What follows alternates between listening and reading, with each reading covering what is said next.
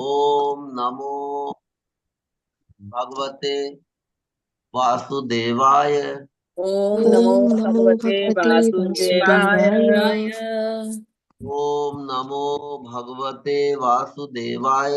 ओम ओम नमो नमो भगवते भगवते भगवते वासुदेवाय। वासुदेवाय। वासुदेवाय। ओम नमो भगवते वासुदेवाय। ओम ओम नमो नमो भगवते भगवते वासुदेवाय। वासुदेवाय। नारायणं नमस्कृत्य नरं चैव नरोत्तमं नारायणं नारायणं नमस्कृत्यं नरं चैव नरोत्तमम् देवीं सरस्वतीं व्यासं ततो जयमुदीरयेत्। देवीं सरस्वती व्यासं ततो जयमुदीरयेत्। नष्टप्रायेष्व भद्रेषु नित्यं भागवत सेवया नष्टप्रायेषु भद्रेषु नित्यं भागवते सेवया। भगवत्युत्तम श्लोके भक्ति भरवती नैष्टिकी भगवती भगवती उत्तम उत्तम उत्तम श्लोके श्लोके श्लोके भक्तिर्भवति भगवती नैष्टिकी। नष्टकी।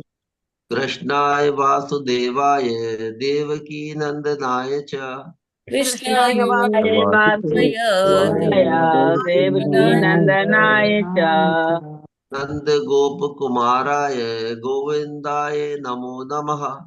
नंद गोप कुमाराय गोविंदाय नमो नमः। मूकं करोति वाचालं पंगुं लंघयते गिरिं मूकं करोति वाचालं लंघयते गिरिं। यत्कृपातमहं वन्दे परमानंद माधवम्। यत्कृपातमहं वन्दे परमानन्दमाधवम्। मंगलाचरण में ओम अज्ञानतिमिरान्धस्य ज्ञानाञ्जन शलाकया चक्षुरुन्मीलितं येन तस्मै श्री गुरुवे नमः।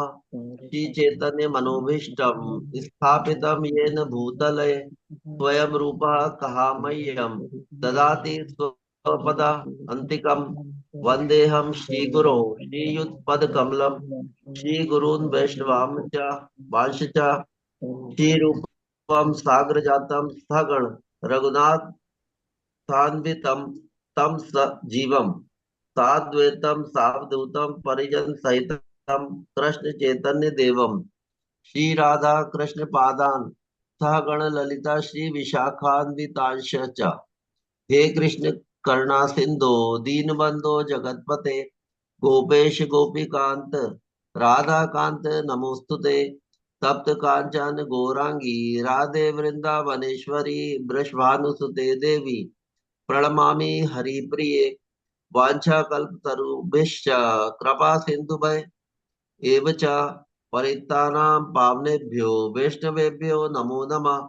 नमो ओम विष्णुपादाय कृष्णपृष्ठाय भूतले श्रीमते भक्ति वेदांत स्वामिन इति नामिने नमस्ते सरस्वते देवे गौरवाणी प्रचारिणे निर्विशेष शून्यवादी पाश्चात्य देश तारिणे। जय श्री कृष्ण चैतन्य प्रभु नित्यानंद श्री अद्वैत गदाधर श्रीवासादि गौर भक्त वृंद। हरे कृष्णा कृष्णा कृष्णा हरे हरे हरे रामा रामा रामा हरे हरे। हरे कृष्णा माता जी। हरे कृष्णा प्रभु जी।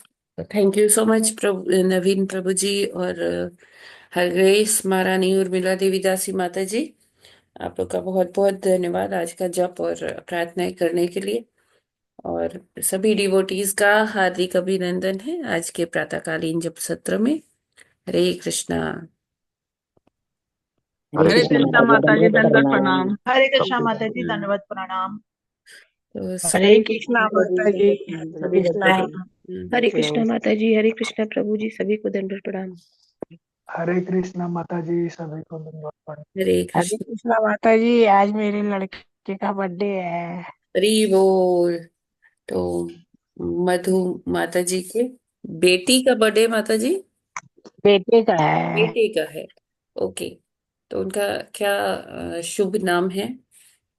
अर्जुन अग्रवाल।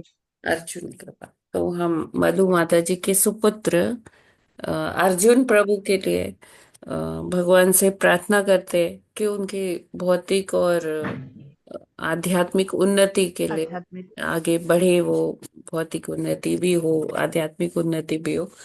और इसी के साथ हम उनके लिए एक बार महामंत्र का उच्चारण करते हैं। हरे कृष्ण हरे हरे कृष्ण हरे कृष्ण कृष्ण हरे हरे कृष्ण कृष्ण कृष्ण कृष्ण हरे कृष्ण हरे हरे हरे हरे हरे राम राम राम हरे राम राम राम हरे राम राम राम राम हरे हरे हरे। हरे। मधु कृष्ण माता जी, आपको और सपरिवार कृष्ण भावना भावित शुभकामनाएं अपने बेटे की जन्मदिन के उपलक्ष्य में। हरे धन्यवाद बहुत बहुत बधाई हो माता जी। माता जी, बहुत बहुत बधाई हो। थैंक यू माता जी बहुत बहुत बधाई हो। बहुत बहुत बधाई माता जी। बहुत बहुत धन्यवाद। देखिए बधाई और बड़े हरे कृष्णा। तो आज आगे हरे कृष्ण बढ़ते माता जी, हैं। हमारे बड़े नंदू जी का भी आज जन्मदिवस है और आज तुलसी पूजन भी है 25।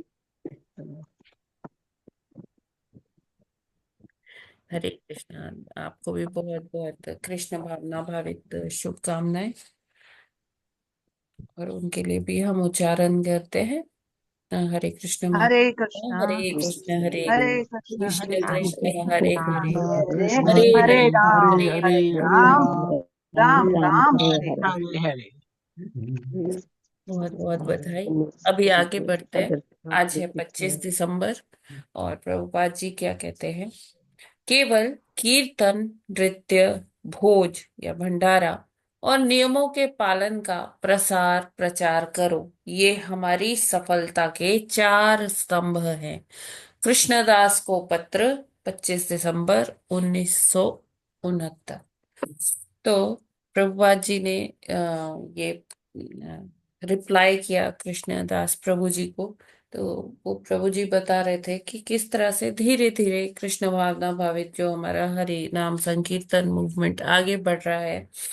और प्रभुपाद जी ने कहा कि हाँ, बस इसी तरह से करते रहो, और मेनली हमें क्या प्रचार करना है, संकीर्तन का प्रचार करना है। संकीर्तन का क्या मतलब है कि कीर्तन करना, लोगों के साथ नृत्य करना, और भंडारा होना चाहिए, प्रसादम वितरण, और 4 नियम का पालन। 4 नियम क्या है? मांसाहार नहीं करना, व्यसन, कोई शराब नशे कोई भी चीज का सेवन नहीं करना, और तीसरा अवैध स्त्री पुरुष संग नहीं करना, और चौथा जुआ नहीं खेलना। जुआ। तो ये सारे जब हम नियम का प्रचार करेंगे, इनको अपने आचरण से लोगों को समझाएंगे और संकीर्तन करेंगे, गली गली में ले जाके छोटी छोटी टोलियां बना के हम संकीर्तन कर सकते हैं। और अपने साथ क्या रख सकते हैं? प्रसादम रख सकते हैं, जिसका लोगों को वितरण कर सकते हैं, या अपने मंदिर में बुलाकर उनको फुल प्रसादम दे सकते हैं, है ना, और भोज करा सकते हैं। तो इससे क्या होगा? इसी से केवल हमारा जो है, हमें और चीजों की चिंता करने की जरूरत नहीं है। वो ये अगर हमारे ये 4 स्तंभ अगर टिके रहे तो हमें आगे जरूर सफलता मिलेगी। बाकी चीज क्या करेंगे? भगवान जी स्वयं से हैंडल करेंगे वो, और हमें आगे बढ़ाएंगे। हमें बस ये इस पर अडिग रहना है। ये 4 स्तंभों को हमें बचा कर रखना है, इनको ध्वस्त नहीं होने देना है। तो इसमें सबसे पहले आता है कि हम अपने आचरण में ये सारी चीजें लाएं, तभी हम उस चीज का प्रचार कर सकते हैं। क्योंकि अगर हम वो कार्य नहीं कर रहे, तो हमारे अंदर वो ईगरनेस आएगी नहीं कि हम कैसे लोगों को बताएं। क्योंकि हम जो चीज खुद फॉलो नहीं कर रहे, खुद प्रैक्टिस नहीं कर रहे, वो हम दूसरों को ज्ञान नहीं दे सकते। कथनी और करनी में जहां भी भेद होगा, जहां भी अंतर होगा, तो फिर वहां पर सफलता समय संशय है ना। असफलता ही हाथ लगती है। तो प्रभुपाद जी कह रहे हैं कि बेशक हो सकता है कि ये अभी कठिन हो, कुछ लॉजिस्टिक्स प्रॉब्लम हो, जैसे अब इतना इतना प्रसाद लेके चलना बहुत मुश्किल कार्य है, उसके लिए वाहन चाहिए, सब कुछ जुटाना पड़ता है ना। तो प्रभुपाद जी कहते हैं लेकिन कोई बात नहीं है, धीरे धीरे करके हमारे ये काम भी संपूर्ण होगा। हमें उचित सुविधाएं मिलेंगी जिससे कि हम करेंगे, लेकिन हमें अपने प्रचार में इन्हीं चीजों का पालन करना चाहिए, नियम सॉरी इन्हीं चीजों का को फॉलो करना चाहिए, है ना। इसमें कोई कॉम्प्रोमाइज नहीं करना चाहिए। और यही हमारे आगे फ्यूचर में हमारे मंदिरों की भी स्थापना होगी, सब कुछ होगा, सब भगवान जी देखते हैं।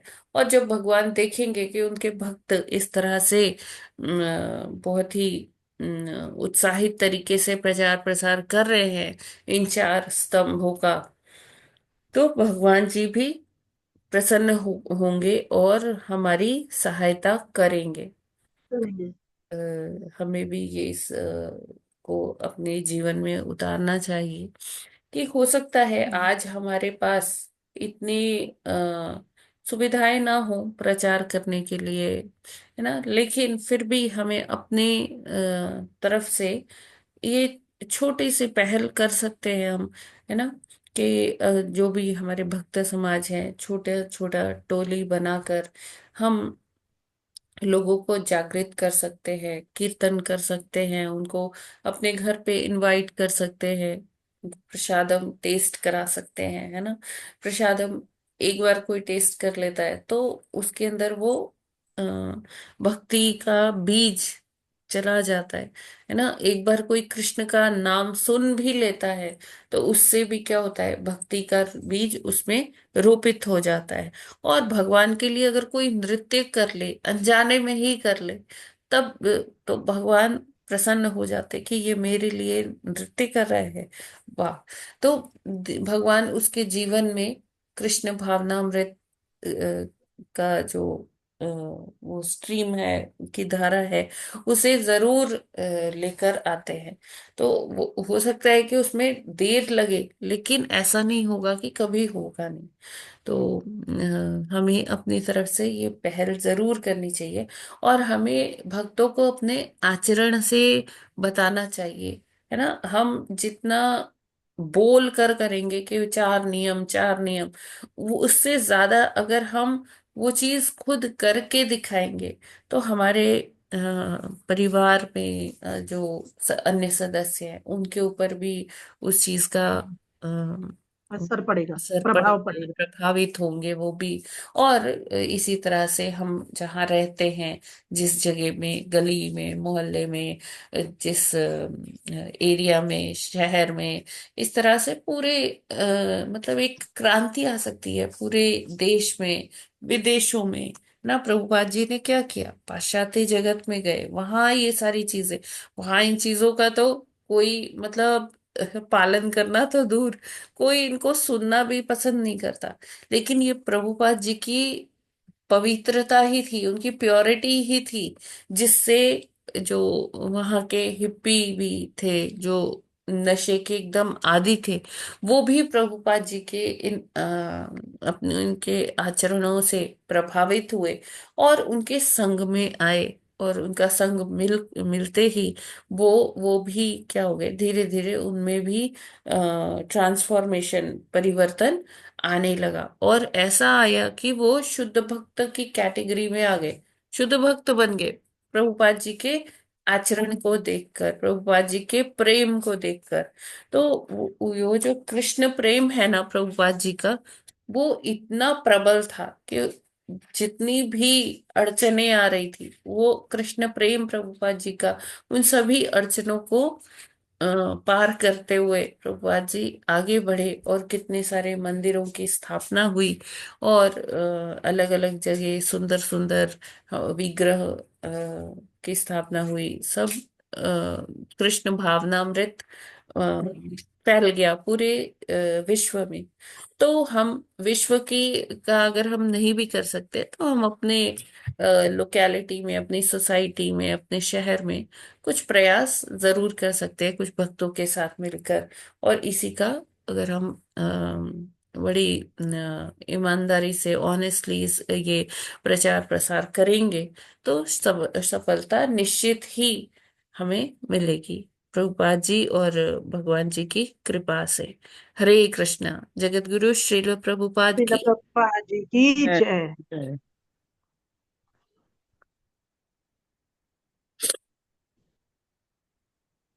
आगे बढ़ते हैं भागवतम अध्ययन में। कल हमने 32वां श्लोक किया किया था, था।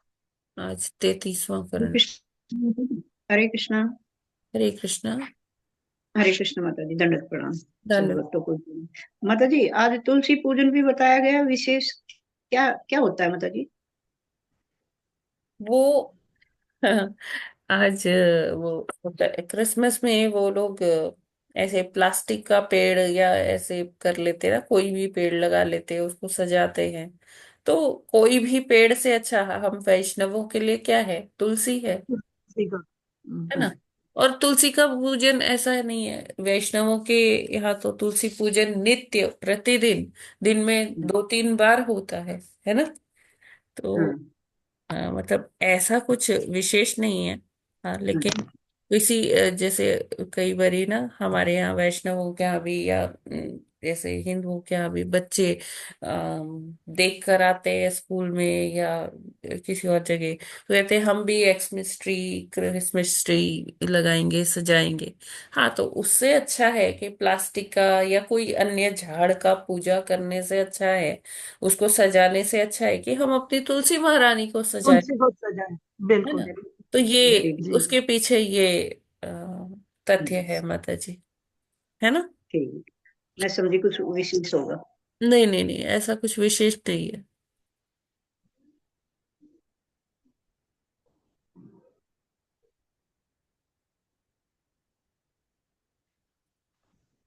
33वां श्लोक है माता। यस माता जी।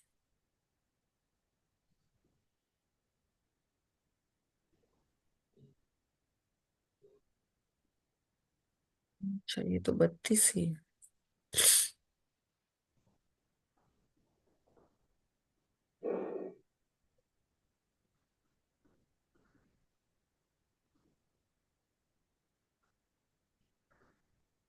यस माता जी, यू कैन स्टार्ट।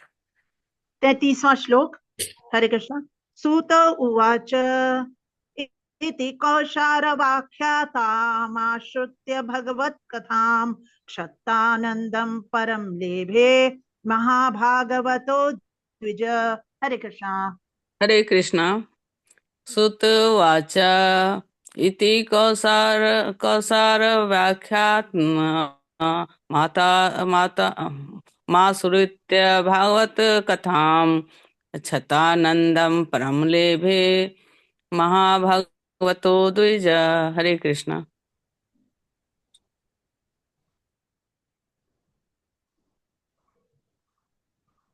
हरे कृष्ण सूतवाच इति कौशारवाक्यतामाश्रित्य भगवत्कथाम् शतानन्दं परम लेभे महाभागवतो द्विज। हरे कृष्ण, सभी को हरे दंडवत प्रणाम। हरे कृष्ण। सुतवाच इति कौशारवाक्यतमाश्रुत्य भगवत्कथां क्षतानन्दपरं लेभे महाभगवतो द्विज। हरे कृष्ण, सभी को दंडवत प्रणाम। हरे कृष्णा, सभी को दंडवत प्रणाम। सूत उवाच इति कौशारव आख्याताम् आश्रित्य भगवत कथाम् चत्ता आनंदम परम लेभे महाभागवता द्विज। हरे कृष्णा। हरे हरे कृष्णा। कृष्ण। बोलिए बोलिए माता जी। श्री सुत उवाच इति कोशारव आख्यातम् आश्रुत्य भागवत कथां सताः आनंदं परं लेभे महाभागवतो द्विज। हरे कृष्ण। हरे कृष्ण सभी को दंडवत प्रणाम। श्रुत्वाच इति कौसारवाख्यातामाश्रित्य भगवत्कथां क्षतानन्दं परं लेभे महाभागवतो द्विज। हरे कृष्ण। हरे कृष्णा। शब्दार्थ, अनुवाद एवं तात्पर्य श्रील प्रभुपाद जी द्वारा। श्रील प्रभुपाद जी की जय। शब्दार्थ। सूत गोस्वामी उवाच कहा, इति इस प्रकार, कौशारव मैत्रेय कुशारु के पुत्र से, आख्यातम कहा गया, आश्रुत्य सुनकर, भगवत कथाम भगवान विषयक आख्यान, छत्ता विदुर ने, आनंदम आनंद, परम दिव्य, लेभे प्राप्त किया, महाभागवतः परम भक्त, द्विज हे ब्राह्मण शौनक। अनुवाद। श्रील सूत गोस्वामी ने आगे कहा, हे शौनक, मेरे प्रिय ब्राह्मण, भगवान के परम भक्त क्षत्ता विदुर को कौशारव मैत्रेय मुनि के आधिकारिक स्रोत से पूर्ण पुरुषोत्तम भगवान की लीलाओं का वर्णन सुनकर दिव्य आनंद प्राप्त हुआ और वह अत्यंत प्रसन्न हुआ। तात्पर्य।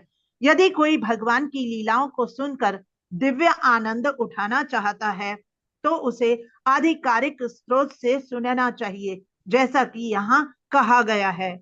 मैत्रेय ने इस आख्यान को अपने प्रामाणिक गुरु से सुना था और विदुर ने भी मैत्रेय से।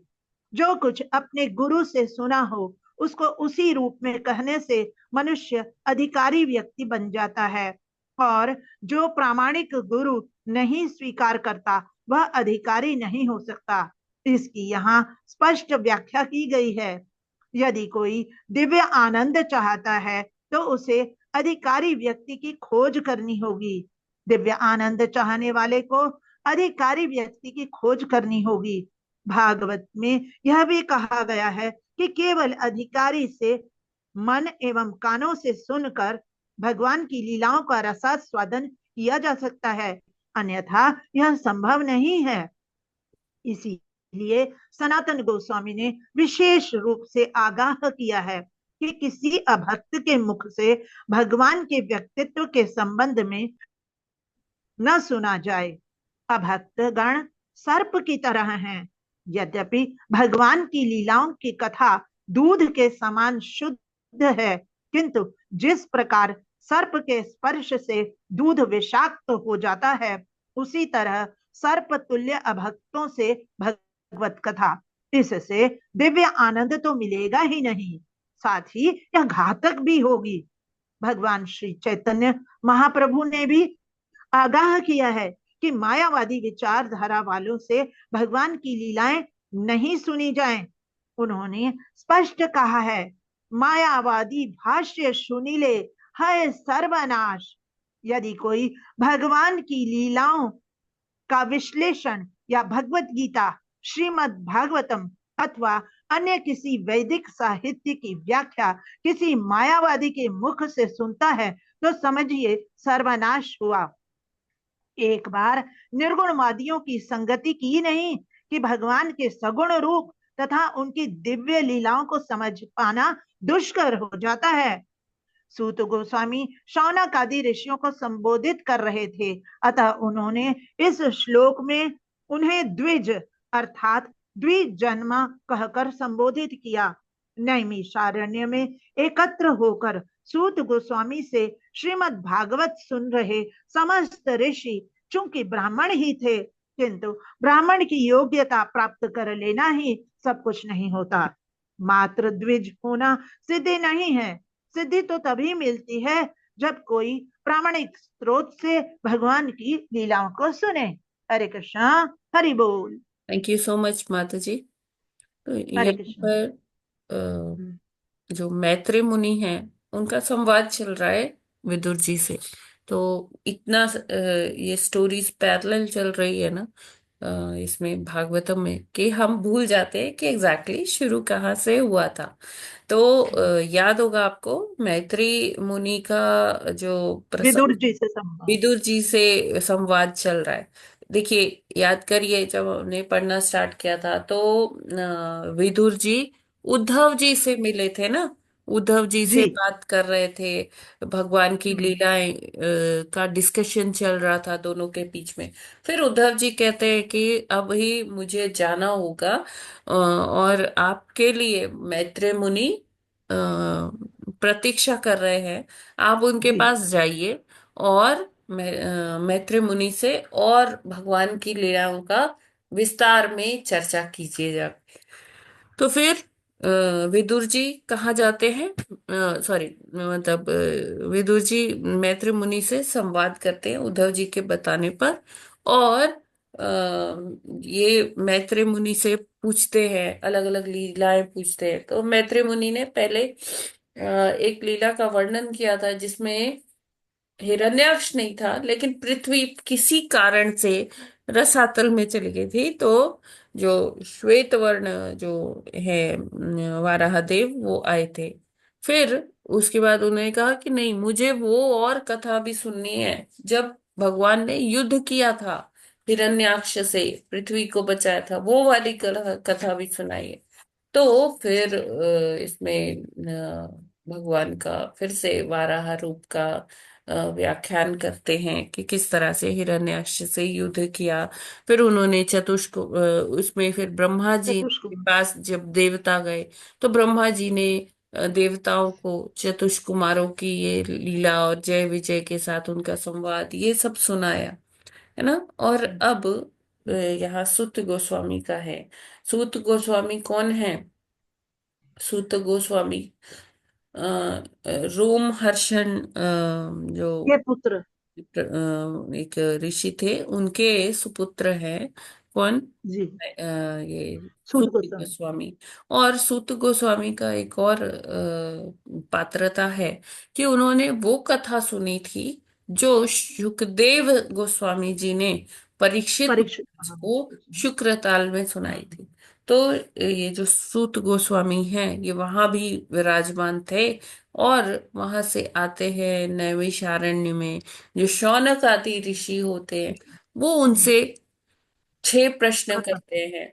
और ये जो पूरी भागवत है ये उसी का संकलन है, कि जो उन 6 प्रश्नों का सुत गोस्वामी ने मतलब एक अ, एक इस करके तरह से ये लिखा गया है कि जो सुत गोस्वामी आंसर कर रहे हैं वो उनका क्वेश्चंस का, है ना। तो उसी जी क्रम में यहाँ पर सूत गोस्वामी बोलते हैं। वरना जो नए भक्त आए हैं, जुड़े हैं, तो उनको लगेगा कि अभी तक तो मैत्रेय उवाच हो रहा था, विदुर उवाच हो रहा था, ये सूत हाँ बीच में जी कहाँ से आ गए, है ना। तो इसलिए थोड़ा सा सूत्रधार होना चाहिए ना इसका, कि बहुत सूतवाच आवश्यक क्यों है लिखा है। तो सूतवाच इसीलिए लिखा है कि ये जो मेन कहानी है ये नैमिषारण्य में चल रही है। सूत गोस्वामी जी बता रहे हैं शौनक आदि ऋषियों को। तो यहाँ पर क्या कहते हैं कि इस प्रकार जब हिरण्याक्ष और भगवान वाराह देव के युद्ध का वर्णन ये विदुर जी ने मैत्रेय मुनि के मुखारविंद से सुना, तो वे बहुत ही आनंदित हुए, और उन्होंने उस दिव्य आनंद का लाभ उठाया, उस दिव्य आनंद को प्राप्त किया, है ना।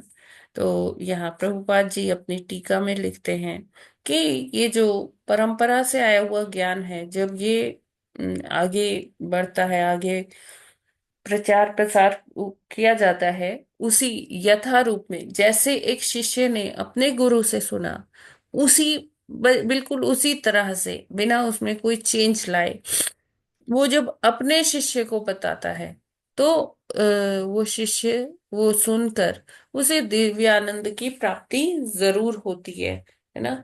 और प्रसन्नता भी होती है। तो लेकिन अगर यही कथा कोई मायावादी के रूप से सुन ले, या निर्विशेषवादी के मुख से सुन ले, तो क्या होगा? उतना आनंद नहीं आएगा, क्योंकि मायावादी क्या है, वो सब कुछ क्या कहते हैं, एक ब्रह्म सत्य जगत मिथ्या। तो जब वो इस जगत को ही मिथ्या मानते हैं, तो यहाँ हुई सब लीला उनके लिए क्या है? उनके लिए वो बस मिथ्या काल्पनिक एक हो जाते हैं। काल्पनिक हो जाती है ना। और निर्विशेषवादी जो है, जो भगवान के साकार रूप को ही नहीं मानते, तो वो फिर हम्म, लीला कैसे होगी भगवान की, है ना, जब साकार हम्म, रूप ही नहीं है। अब जैसे अ, वायु है, हमारे चारों ओर व्याप्त है, लेकिन हमें दिख नहीं रही है। हम्म, तो वो लोग क्या कहते हैं, उसी प्रकार भगवान का भी अस्तित्व है, वायु के समान है। उनका कोई ऐसा नहीं है कि हाथ है, पाँव है, आंखें हैं।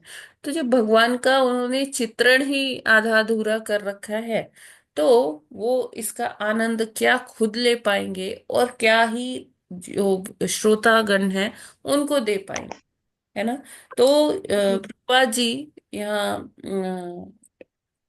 उपमा देते हैं कि दूध तो बहुत पवित्र होता है, बहुत शुद्ध होता है, लेकिन अगर उसी दूध को सर्प चख लेता है तो वो दूध विषाक्त हो जाता है, विषाक्त। विषैला हो जाता है ना। उसी प्रकार भागवतम की कथाएं तो दिव्य हैं, लेकिन जब ये किसी जो अ, अ, पात्र नहीं है ना, उसके अधरा मृत से अगर सुना जाए, उसके अधरों से आएगा छन के, तो क्या होगा, ये भागवतम भी क्या हो जाएगा, उससे कोई लाभ नहीं ले पाएगा, बल्कि उसके लिए घातक ही होगा। हानि तो ही वो होगी। भगवान के आधे अधूरे स्वरूप के बारे में सुनेगा, है ना, भगवान का को निर्विशेष समझ लेगा कि भगवान का तो कोई रूप है ही नहीं, जबकि हम साक्षात विग्रह का भगवान जो है वो क्या है, पूर्ण पुरुषोत्तम है।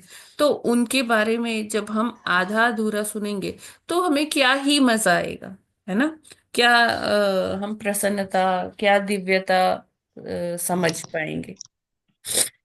ठीक है, तो इसीलिए प्रभुपाद जी ने सचेत किया है कि हमें भी कभी किसी अनऑथेंटिक सोर्स से नहीं सुनना चाहिए।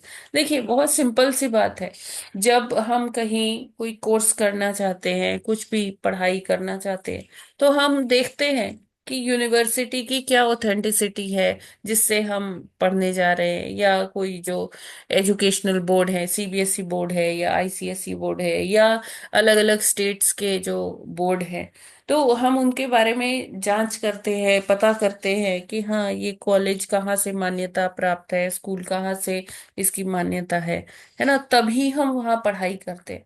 तो अगर हम भौतिक ज्ञान के लिए इतनी जांच पड़ताल करते हैं, तो आध्यात्मिक ज्ञान हम किसी के भी मुख से थोड़ी ना सुन सकते हैं।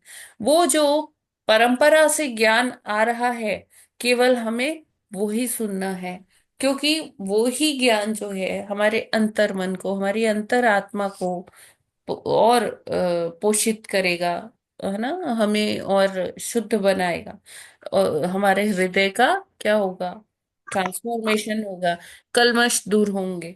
लेकिन अगर हम किसी कुपात्र से सुनेंगे, जो भागवतम को ठीक से खुद ही नहीं समझ पाया, तो वो हमें कैसे लाभ पहुंचाएगा। ठीक है ना। तो इस बारे जी। में यहाँ प्रभुपाद जी कहते हैं कि हमें चैतन्य महाप्रभु ने भी सचेत किया है, सावधान किया है कि किसी मायावादी विचारधारा वालों से भगवान की लीलाएं ना सुनी जाए। नहीं सुनी जाएगी। क्योंकि जब मायावादी से सुनेंगे तो वो क्या कहते हैं चैतन्य महाप्रभु, मायावादी भाष्य सुनीले है सर्वनाश। तो ये प्यार है इसका, चैतन्य चरितामृत का, जहाँ भगवान चैतन्य महाप्रभु ऐसा कहते हैं कि जो कोई मायावादी से कोई भी कथा सुने तो उसका सर्वनाश होना तय है। तो हमें कभी भी इस तरह से, सर्वनाश कैसा, हमारी आध्यात्मिकता का सर्वनाश, ठीक है ना। जब हमारे जो भक्ति लता है वो ही कुमला गई, वो ही मुरझा गई, तो फिर हम क्या कर पाएंगे, है ना, जो कुछ कर रहे थे वो भी हमारा खत्म हो जाएगा। ठीक है, ये क्लियर है। जी माता जी। इसमें कोई प्रश्न?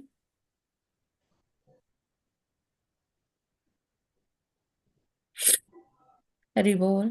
नहीं माता जी, समझ आया अच्छी तरह कि प्रामाणिक स्रोतों से ही सुनना चाहिए हमें, चाहे वो भगवत गीता हो, चाहे वो श्रीमद् भागवतम की कथाएं हो, ये प्रामाणिक स्रोतों से ही, इनका सभी शास्त्रों को प्रामाणिक स्रोतों से सुनना चाहिए।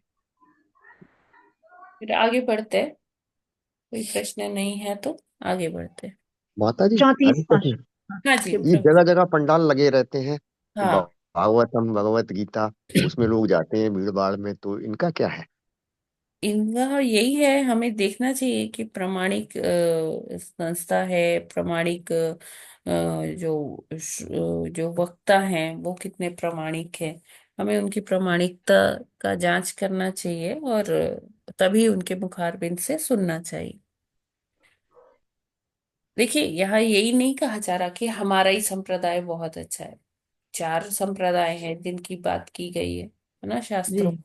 तो वो चारों संप्रदाय के अंतर्गत कोई भी आता है तो हम उनके मुख से सुन सकते हैं, उसमें सुन कोई सकते हैं। नहीं है।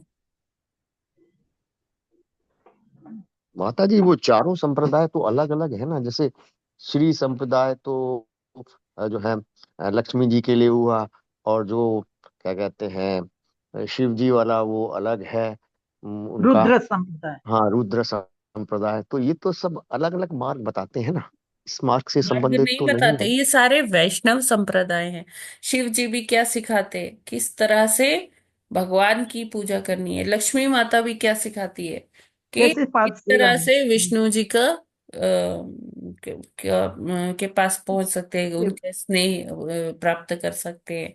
और जो कुमार संप्रदाय है उसमें भी यही बताया जाता है। निम्बार्काचार्य जी उसके आचार्य हैं, तो उसमें भी यही बताया जाता है कि कैसे ये भगवत कृपा प्राप्त करनी है। ये चतुष्क कुमारों का है ना। ये और चौथा है ब्रह्मा जी का। तो ये जो चारों हैं ये भगवान के ही तो भक्त हैं, तो ये भगवान की ही भक्ति करना सिखाएंगे। इसमें कभी भी ये कंफ्यूजन नहीं होना चाहिए कि श्री संप्रदाय में तो लक्ष्मी जी की भक्ति होती है या रुद्र संप्रदाय में तो सब शैव होते हैं, शिव जी की भक्ति होती है। नहीं, ये 4 वैष्णव संप्रदाय हैं, बड़े ऑथेंटिक हैं, बड़े प्रामाणिक हैं। ये 4 ही संप्रदाय हैं जिनके अंतर्गत अगर कोई शिक्षा दीक्षा ले रहा है तो वो प्रामाणिक मानी जाती है। ठीक है ना प्रभु जी? हरे कृष्ण माता जी। हाँ माता जी, हरे कृष्ण। माता जी, हरे कृष्ण। जी, हरे तो कृष्ण। ये तीनों तो समझ में आए कि श्री संप्रदाय, रुद्र संप्रदाय और ब्रह्म मत गौड़ीय। और ये निम्बार्क का क्या मतलब होता है, ये क्या? कुमार संप्रदाय माता जी चतुष्कुमारों से आया है। जो उनको चतुष्कुमार, निम्बार्क बोलते हैं। हाँ, उनके जो आचार्य हैं वो निम्बार्काचार्य जी हैं। और जो लीडर हैं वो सनक जो, सनत को। हाँ, सनत कुमार, सनत कुमार। जी, ठीक है। ठीक है ना ठीक है, प्रभु जी? हरे कृष्ण। ठीक है, आगे बढ़ते हैं माता जी। जी। 34वां श्लोक। अन्येषां पुण्य श्लोकानां उद्दाम यशसां सताम् उपश्रुत्य भवेन्मोदः श्रीवत्साङ्कस्य किं पुनः। हरे कृष्णा। हरे हरे कृष्ण। कृष्ण।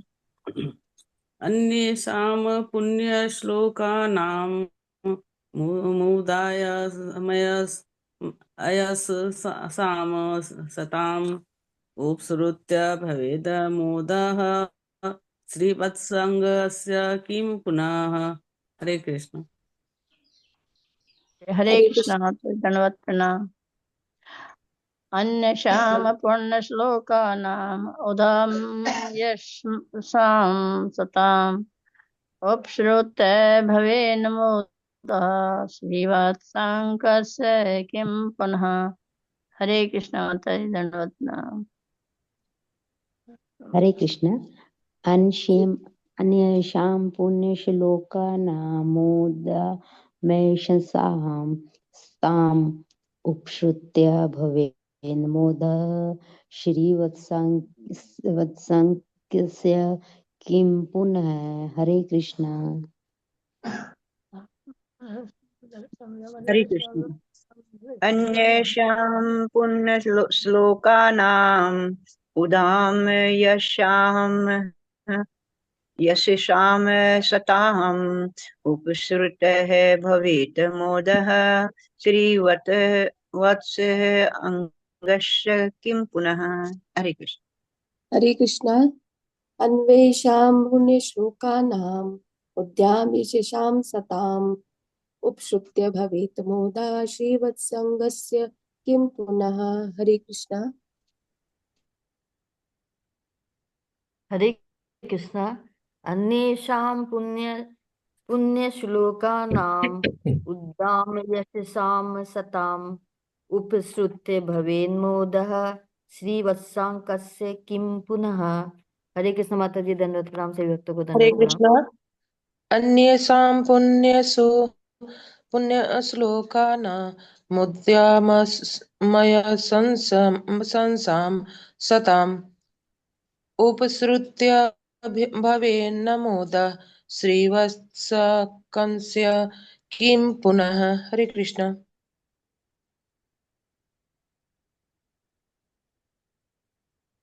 हरे कृष्णा।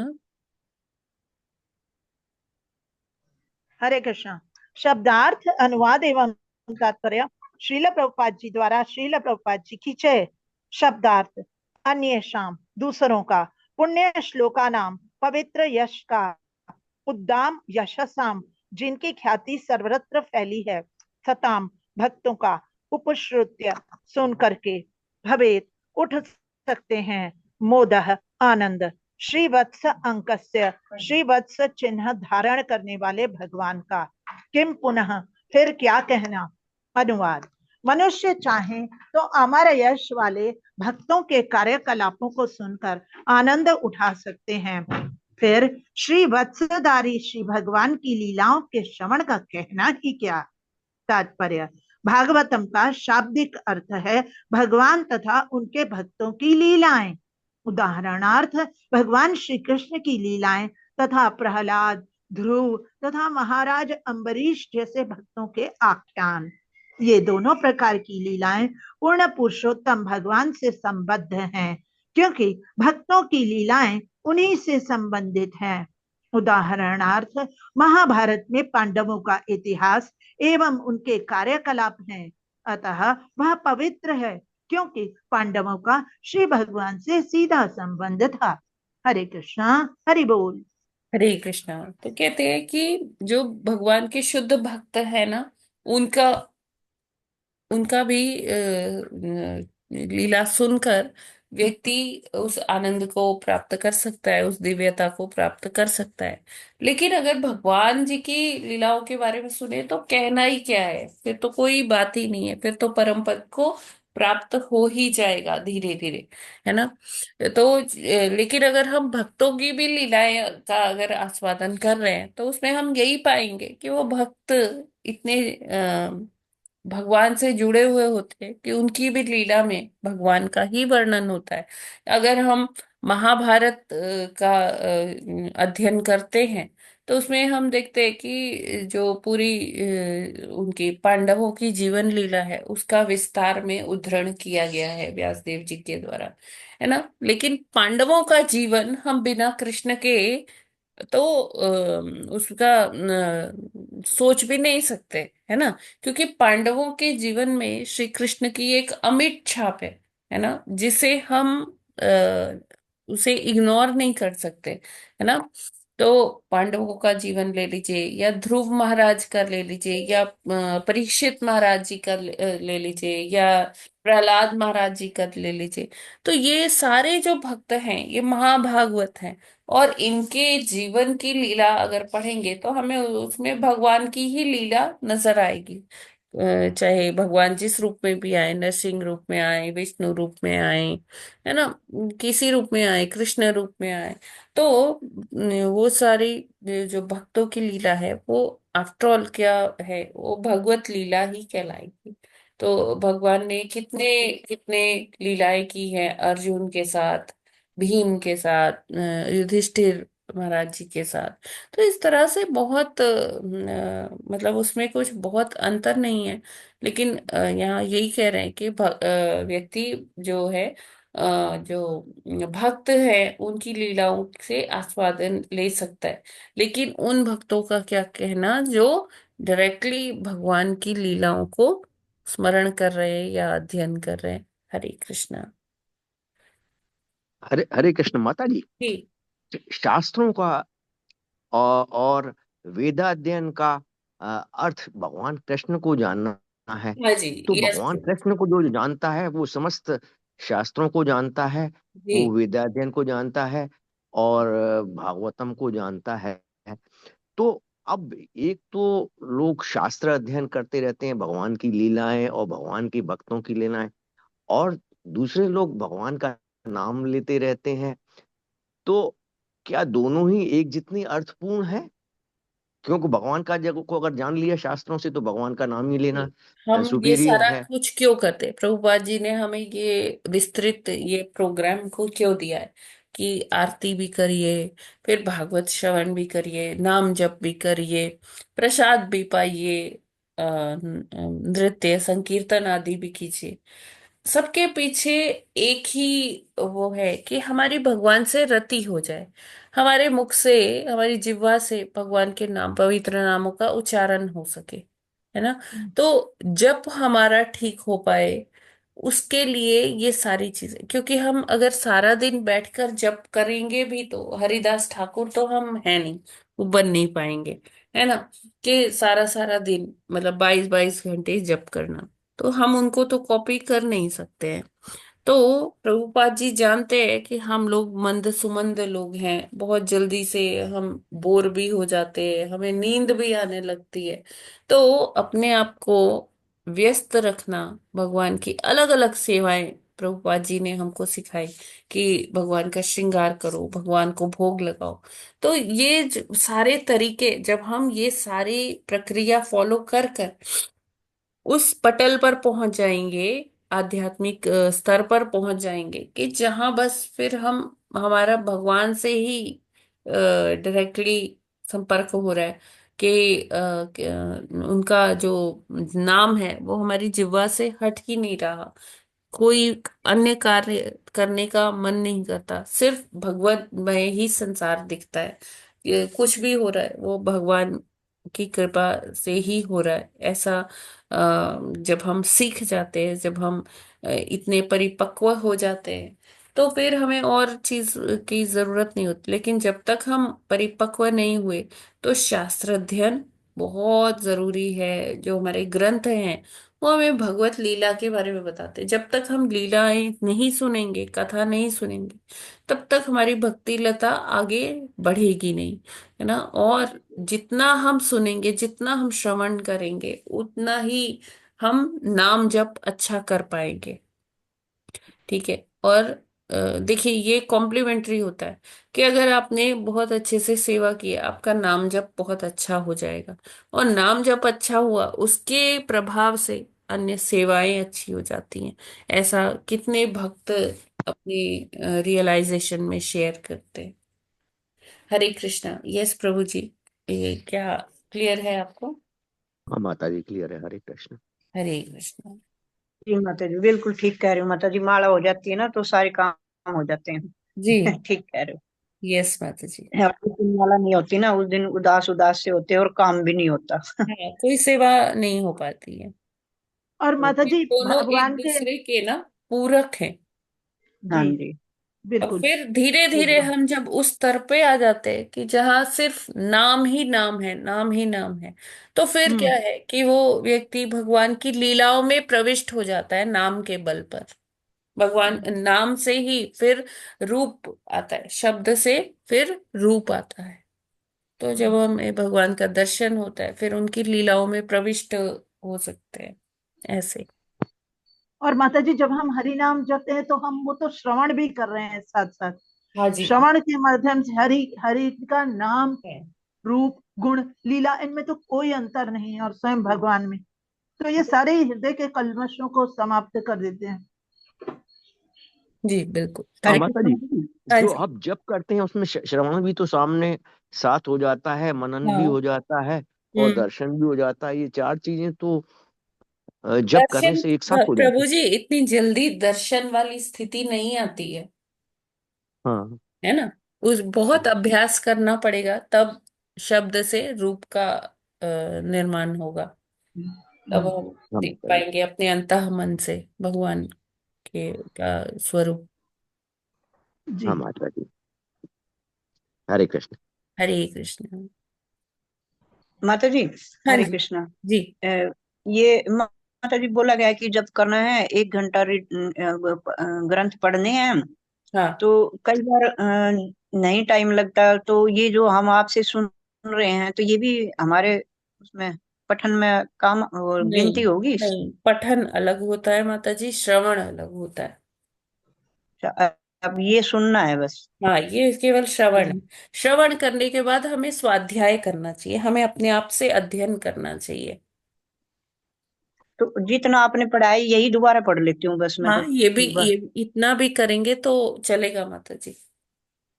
क्योंकि फिर दिन में वो टाइम नहीं लगता ना। तो कोई बात नहीं है, बस ये देखिए जो आपने श्रवण किया ना, अगर आप उसको हम्म पढ़ लेते हैं थोड़ी देर, हम्म है ना, उसमें 5 मिनट 5-7 मिनट से ज्यादा नहीं लगता।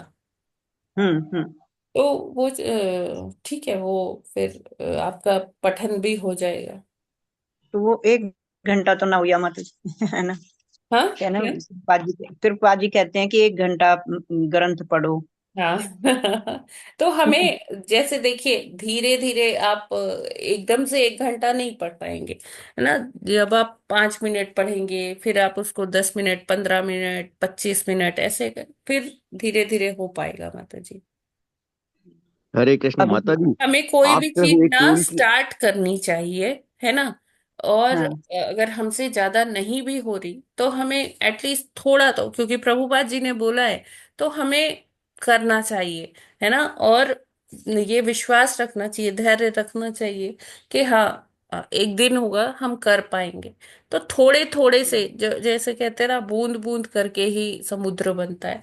तो हमें थोड़ा थोड़ा स्टार्ट कर देना चाहिए, बाकी फिर हमें प्रभुपाद जी की और भगवान जी की कृपा मिलेगी, तो वो पूर्णता आएगी धीरे धीरे। ठीक है ना माता जी। जी जी माता जी, हाँ ठीक है। हरे कृष्ण माता। यस, डॉक्टर जगतियानी प्रभु जी, आप कुछ कह रहे थे। हाँ माता जी। वैसे आप जो एक श्लोक का अर्थ बताती हैं उसमें भागवतम का बहुत सारा हिस्सा इंक्लूड हो जाता है, इतने एग्जाम्पल्स होते हैं और इतना आगे पीछे होता है। मैं तो डेली रिवाइज करता हूँ इसको, रात को 10:30 से 11 के बीच में। हरि बोल। और 11, और पूरा ही इतना अच्छा होता है कि पूरा ही आपका बोला हुआ मैं रेड पेन से उसको अंडरलाइन करता हूँ और पढ़ता हूँ, क्योंकि बहुत ज्ञान होता है उसमें। ये जो श्लोक है उसके अलावा भी, जी जी। तो काफी यूजफुल रहता है। तो हरे प्रभुपाद जी कृष्ण। की टीकाएं प्रभु जी हैं ही इतनी सुंदर कि उसका एक एक शब्द में एक वजन है प्रभुपाद जी के। तो हमें ये अवश्य अध्ययन करना चाहिए। ठीक है, नो डाउट हम श्रवण कर रहे हैं, लेकिन जब तक हम प्रभुपाद जी के ये टीकाओं को पढ़ेंगे नहीं, तब तक वो जो लाभ है पूरा वो नहीं मिलेगा। क्योंकि प्रभुपाद जी की टीकाएं बहुत सुंदर है, उनका अध्ययन भी करना चाहिए। जी हाँ माता जी, बहुत है। श्रवण तो है ही हरे कृष्ण। बहुत लाभकारी, लेकिन अध्ययन भी है। हाँ, हरे कृष्ण माता जी। हरे कृष्ण।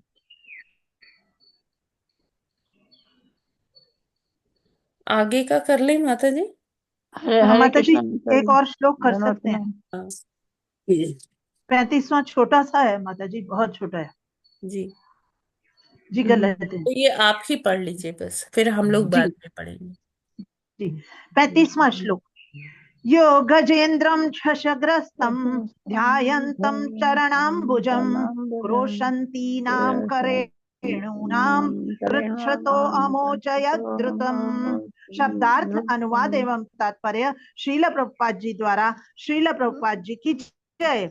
शब्दार्थ, यह जो गज इंद्रम हाथियों के राजा को झष मकर घड़ियाल द्वारा ग्रस्तम आक्रमण किया गया, ध्यायंतम ध्यान करते हुए, चरण पांव, अंबुजम कमल, क्रोशंतीनाम विलाप करती हुई करेणु नाम हथिनियों को कृच्छ्रतः संकट से अमोचयत उबारा द्रुतम शीघ्र।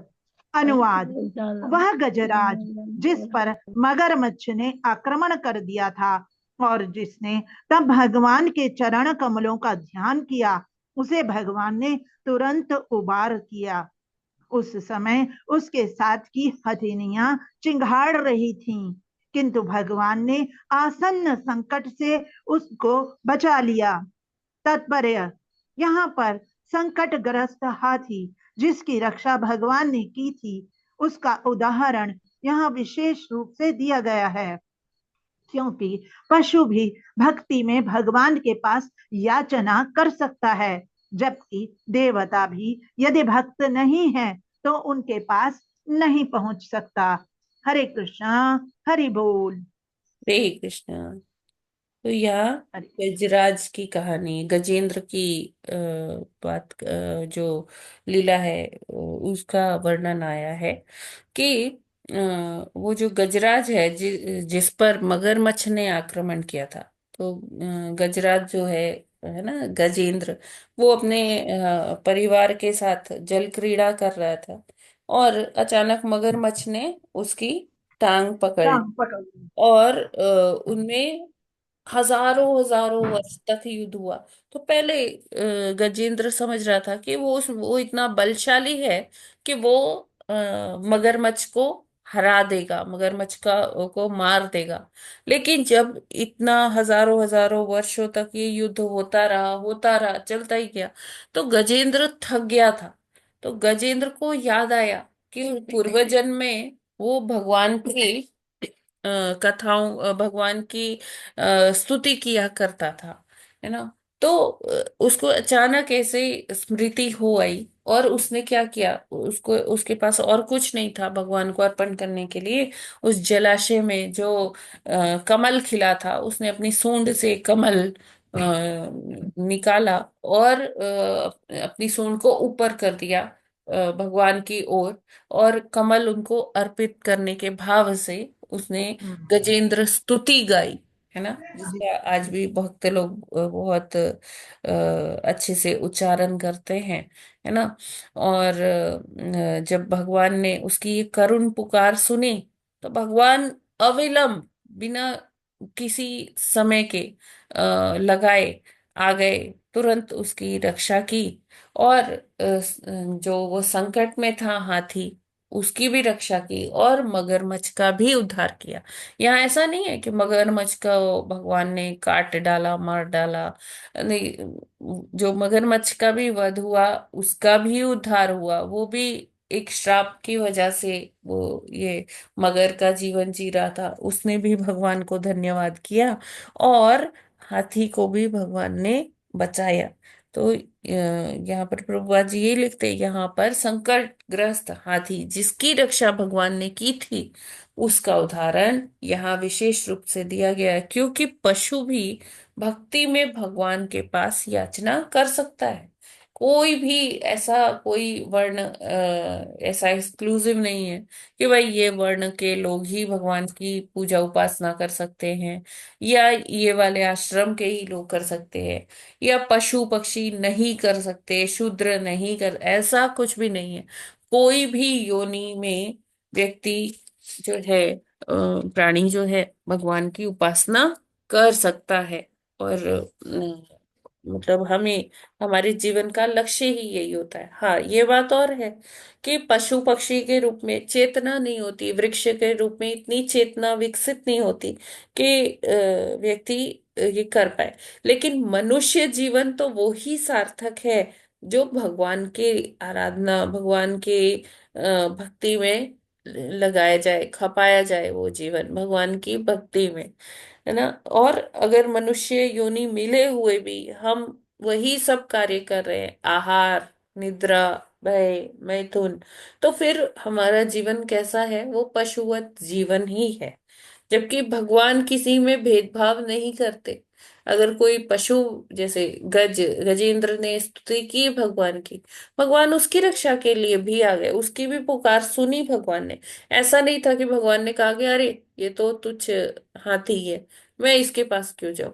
नहीं, भगवान किसी के पास भी आते हैं, उसकी रक्षा करते हैं, सभी भगवान की संतानें हैं, है ना। और ऐसा भी नहीं है कि जब तक हम भगवान की पूजा नहीं करेंगे तो भगवान हम हमें कुछ याद नहीं रखेंगे, देंगे नहीं। भगवान तो पक्षपात करते ही नहीं, भगवान सबको सब कुछ देते हैं, है ना। कोई पूजा करता है या नहीं करता है, इससे भगवान को कोई फर्क नहीं पड़ता। वो सभी को उस तरह से खाद्य सामग्री उपलब्ध करवाते हैं, पीने के लिए जल उपलब्ध करवाते हैं, और धूप है, हवा है, पानी, ये सारा कुछ बिना किसी बिल के देते हैं। कोई बिल नहीं आता है भगवान जी के वैकुंठा से कि अ, वैकुंठा विद्युत निगम या कुछ इस तरह से, ऐसा कुछ भी नहीं है, है ना। सब सब फ्री में बट रहा है, भगवान जी बांट रहे हैं बिना किसी पक्षपात के कि ये मेरा भक्त है, ये मेरी भक्ति नहीं करता है, सभी को देते हैं। लेकिन हम जब मनुष्य योनि में आते हैं तो हमारी चेतना इतनी होनी चाहिए, हमें प्रयास करना चाहिए कि भगवान ने इतना सब कुछ मुझे दिया है, तो मैं इनकी क्यों क्यों भक्ति नहीं कर सकता। और जब मनुष्य भगवान पर आश्रित होगा, मनुष्य को लगता है कि मैं सब अपने पुरुषार्थ से कर रहा हूं, है ना। लेकिन जो पीछे बैकग्राउंड में जो होते हैं, भगवान होते हैं, वो हमसे वो सब करवाते हैं, तभी हम कर पाते हैं। वरना हमारी एक पलक भी अपने आप नहीं झपकती है, इसके पीछे भी भगवान के अधीनस्थ नियामक देवता होते हैं, जो हमारी पलक तक झपकने के वो रिस्पॉन्सिबल है। अगर वो अपना कार्य करना बंद कर दे तो क्या होता है कि हमारी पलक भी झपक नहीं पाएगी। हाथ पैर तो हिलाना बहुत बड़ी बात है, पलक भी नहीं झपक पाएगी, है ना। तो ये हमने ये पूरा विज्ञान भागवत जी के माध्यम से हमने समझा है पूर्व के अध्यायों में, अगर आप लोग को याद हो, है ना। तो हमें ये समझना चाहिए, ये भगवान की ही करुणा है, भगवान की ही शक्ति है, भक्ति की शक्ति है, जिसके कारण हाँ, भगवान जी ने उनकी कृपा से हम कुछ कार्य कर पा रहे हैं। और हमें इसे यूं ही ये जीवन गंवाना नहीं चाहिए सिर्फ खाने पीने में, अपने भोग विलास में। हमें भगवान का शुक्रिया, कृतज्ञता भी व्यक्त करनी चाहिए। वो कैसे कर सकते हैं? हम हरि नाम जप करके कर सकते हैं, संकीर्तन करके कर सकते हैं, भगवान के मंदिर में कोई सेवा देकर कर सकते हैं, है ना। और वैसे भी हम चाहे जितनी भी सेवा करें, हम कभी भी भगवान के जो वो हमारे लिए कर रहे हैं, हम ऐसा नहीं है कि उसका बदला पूरा कर रहे हैं। हाँ, कृतज्ञतावश हम कुछ सेवा अवश्य कर सकते हैं, लेकिन उनका कभी उनका बदला पूरा नहीं कर सकते, है ना।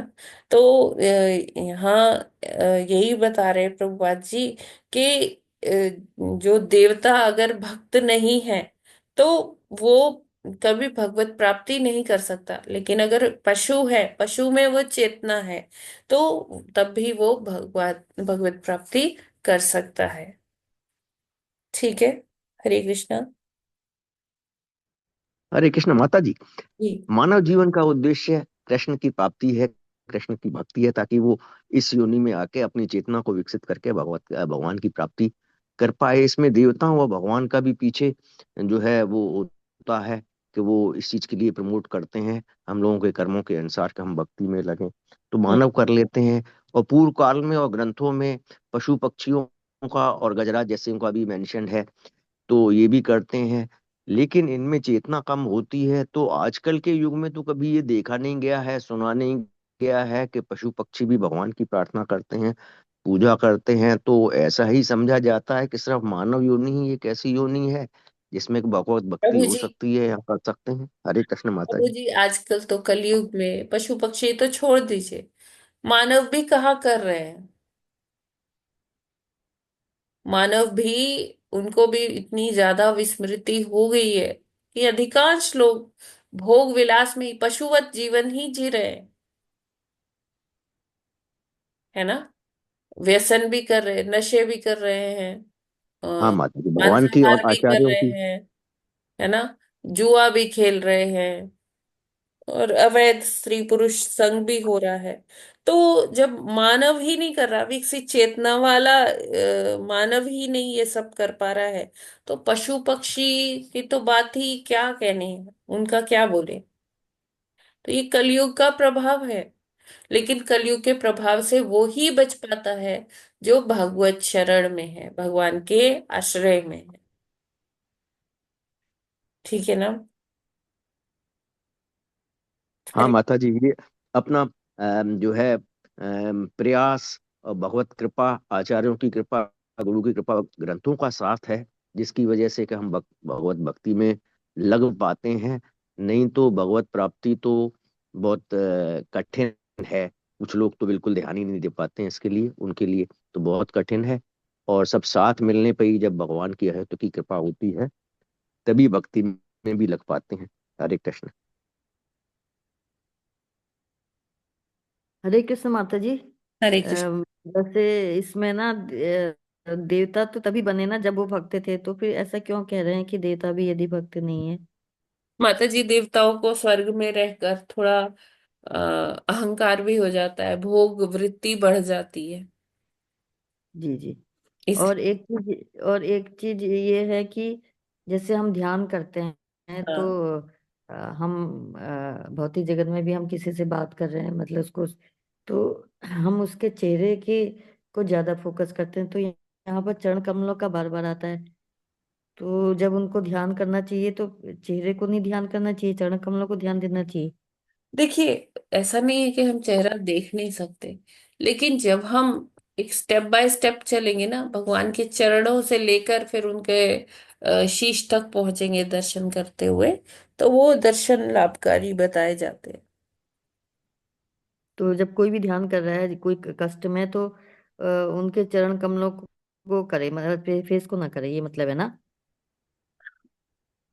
माता जी देखिए, ये अपनी रति है, हमारा भगवान जी से कैसा संबंध है, तो हम उनको किस संबंध में देखते हैं, ये भक्त टू भक्त डिपेंड करेगा।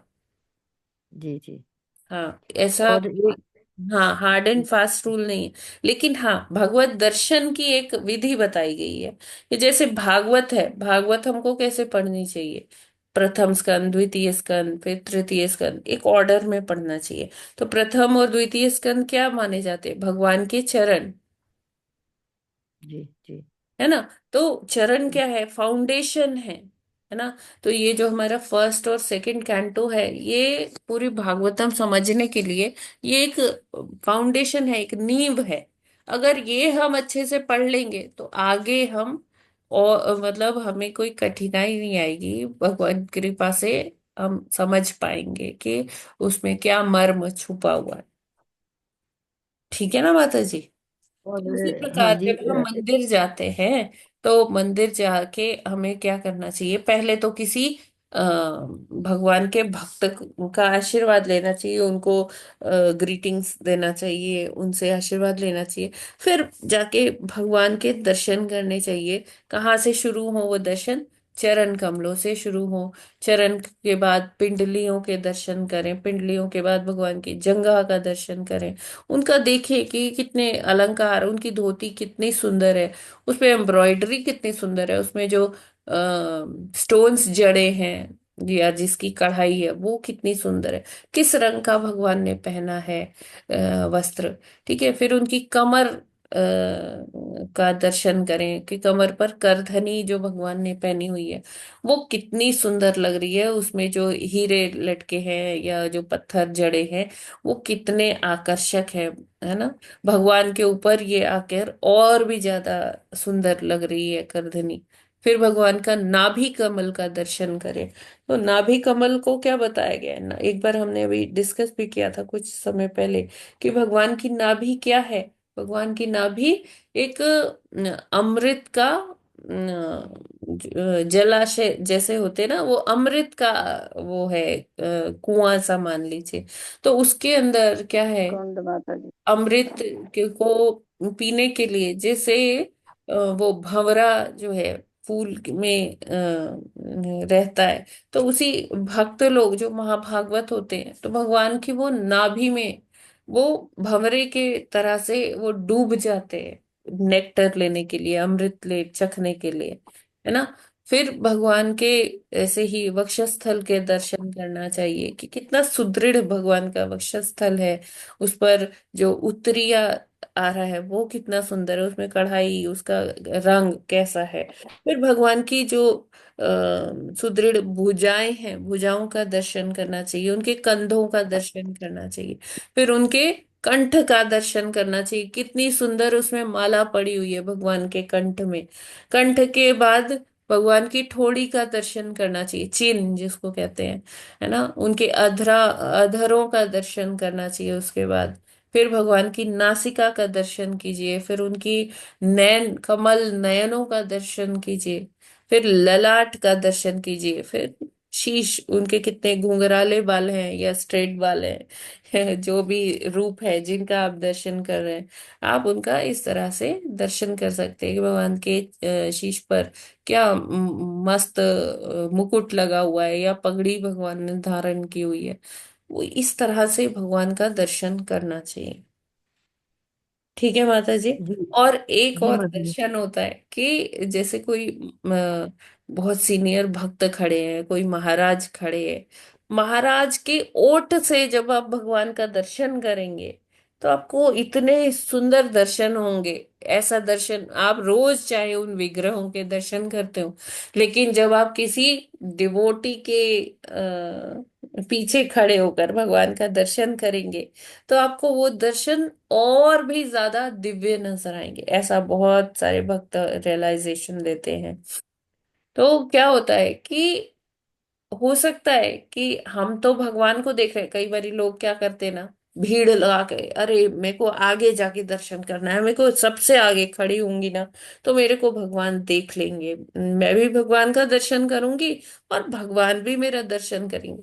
लेकिन भगवान का लॉजिक ना थोड़ा डिफरेंट है हमारे लॉजिक से।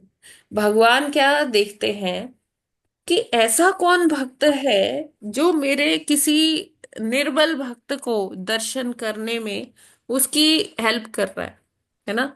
कि तो भगवान पहले उसको देखते हैं कि ये पहले खुद धक्के वक्के मार के आगे नहीं आ रहा है और ये मेरे किसी अन्य निर्बल भक्त को हेल्प कर रहा है। मान लीजिए कोई माता जी है, वो चल नहीं पा रही है ना, अभी उनको वो पीछे ही रह गई लाइन में, धक्के मार के सब उसको आगे बढ़ गए, लेकिन आप हैं कि वो माता जी को आगे धीरे धीरे उनको सहारा देके पकड़ के ले जा रहे हैं।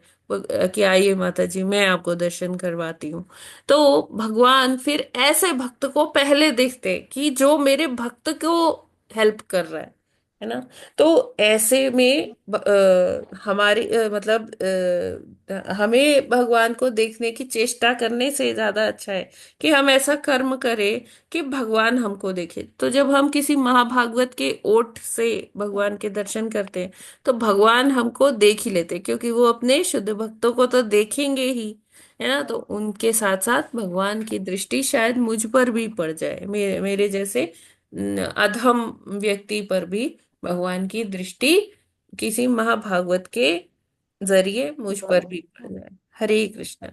ठीक है माता जी, कविता माता जी। जी जी जी माता जी, एक एक जगह और है, ये जो पहले इस श्लोक में है कि इसमें थोड़ा सा मैं रिकॉल करना चाहती हूँ। तो ये रिकनेक्ट नहीं, जैसे श्वेत वराह जब आए थे तो वो पृथ्वी रसातल में गई थी। तो और जब हिरण्यकश्यप से युद्ध किया तो अलग अलग उस समय कल्पों की पृथ्वी, बात है।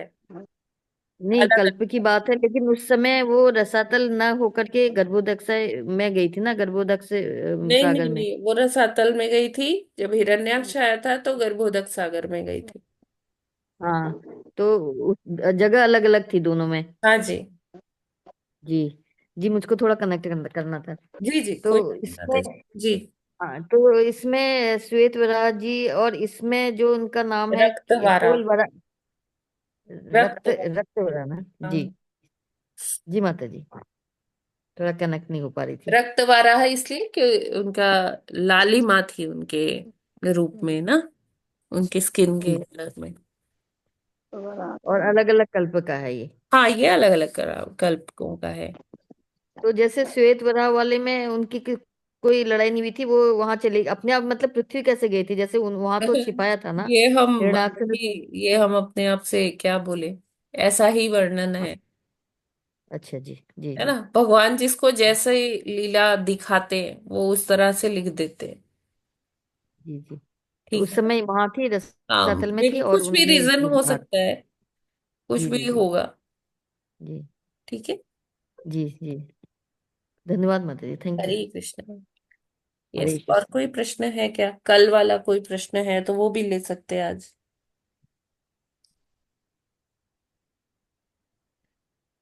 माता जी, ये क्वेश्चन ऐसे क्रिएट होता है कि हाँ हिरण्याक्ष जो है वो असुर हैं। हाँ तो शास्त्रों में जो है असुरों की वो आई है, योनि योनि का वर्णन आया है। जी। तो असुरों की जो है योनियां क्या है और उनकी अधोगति क्या है? असुरों की योनियां क्या प्रभु जी, जो भगवान ने कहा ना, मैं ऐसे लोगों को जो ईर्ष्यालु हैं, निराधम हैं और क्रूर हैं, मैं उनको बारंबार आसुरी योनियों में हाँ डालता हूँ। हाँ और फिर शायद ये भी है कि फिर अधोगति को प्राप्त करते हैं। तो हाँ। आसुरी योनियां क्या है? आसुरी और आसुर योनियां क्या है कि सिर्फ मनुष्य जैसे योनि में है? भूत पिशाच, और मतलब जैसे बताया गया ना कि मनुष्यों में 4 लाख योनियां हैं, है ना। तो हाँ। उसमें से कुछ योनियां क्या है, वो आसुरी योनियां भी हैं। उसमें से कुछ ये यक्षों की, पिशाचों की, है ना। तो ये सारे आसुरी योनियां ही बोली जाती है। तो अब ये तो पहले अधोगति, से ही। अधोगति मतलब पतन हो जाना, डिमोशन जैसे हम कहते हैं ना, किसी का डिमोशन हो गया, तो वो अच्छा, उसका मतलब होता है अधोगति। इसमें पशु पक्षी तो नहीं आएंगे ना? नहीं नहीं नहीं नहीं, ये तो आपने पशु ठीक कहा। पक्षी, हाँ वो कम चेतना वाले होते हैं। अधोगति का ज्यादातर मतलब ऐसे होता है कि अच्छा। उच्च लोक से निम्न लोक में पतन होना। हाँ माता जी, ठीक है। अच्छा, उच्च लोकों से निम्न हाँ लोकों में पतन को जो है, तो हाँ। ये जैसे भूत पिशाच प्रेत वगैरह आपने बताया कि ये जो है आसुरी योनियां हैं, बार बार जो भगवान जिसमें डालते नहीं, हैं। आसुरी तो इनसे और नहीं। मेनली आसुरी राक्षस दैत्य ये सब होते हैं, है ना। हाँ। और इसमें मतलब वो सब होते हैं जो भगवान की भक्ति नहीं कर पाते, जिनकी प्रवृत्ति आसुरी होती। अच्छा, हाँ लेकिन माता जी ऐसा भी डिस्क्रिप्शन में आया है, जो बड़े बड़े असुर हैं वो भगवान की भक्ति न करके अन्य देवताओं की भक्ति हजारों साल तक भी करते रहे हैं। तो क्या जो कम लेवल के असुर हैं, भूत प्रेत पिशाच वगैरह, तो ये भी क्या देवियों वगैरह की भक्तियां करते हैं क्या, भगवान की न करके? ऐसा क्या है डिस्क्रिप्शन में? हाँ, करते हैं ना, करते हैं। अच्छा माता जी, हरे कृष्ण। ठीक है माता जी। देखिए, भूत पिशाच सबको हम आसुरी नहीं कह सकते। कुछ वैसी भी आत्माएं होती है, ठीक ठाक भी होती है, जो भगवत उन्मुख होती है, लेकिन वो किसी कारणवश इस योनि में फंस गए हैं, है ना। तो वो यही सोचते हैं कि कैसे उनका उद्धार होगा। तो जहाँ हरि नाम हो रहा होता है वो वहां पर आते हैं और उनका उद्धार हो जाता है।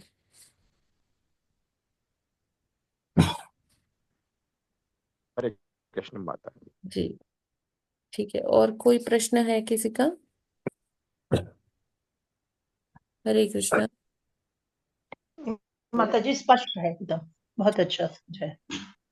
ठीक है, फिर आज हम यहीं पर विराम करते हैं, और कोई प्रश्न नहीं है तो।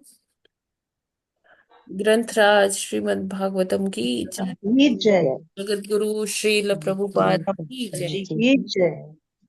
नामाचार्य हरिदास ठाकुर की दास ठाकुर जय। जी की जय। अनंत कोटि वैष्णव भक्त वृंद की जय। जय। वाञ्छाकल्पतरुभ्यश्च कृपा सिन्धुभ्य कृपा एव च सिंधु पतितानां पावनेभ्यो वैष्णवेभ्यो नमो नमः। हरे कृष्ण माता जी, काफी धन्यवाद। सारे भक्तों ने अपना आईडीसी का एग्जामिनेशन सबमिट कर दिया है, और जिन्होंने नहीं किया है वो भी जल्दी से जल्दी कर दें। कर हाँ मतलब कल तो होगी लास्ट डेट, और रिजल्ट्स भी आ जाएंगे। ठीक है, हरे कृष्णा। हरे कृष्णा राम राम हरे कृष्णा माता हरे जी। कृष्णा माता जी, धन्यवाद प्रणाम सभी नमस्ते। माता जी, सभी प्रभु जी हरे को धन्यवाद कृष्णा, प्रणाम। सभी को हरे कृष्णा। धन्यवाद दीदी।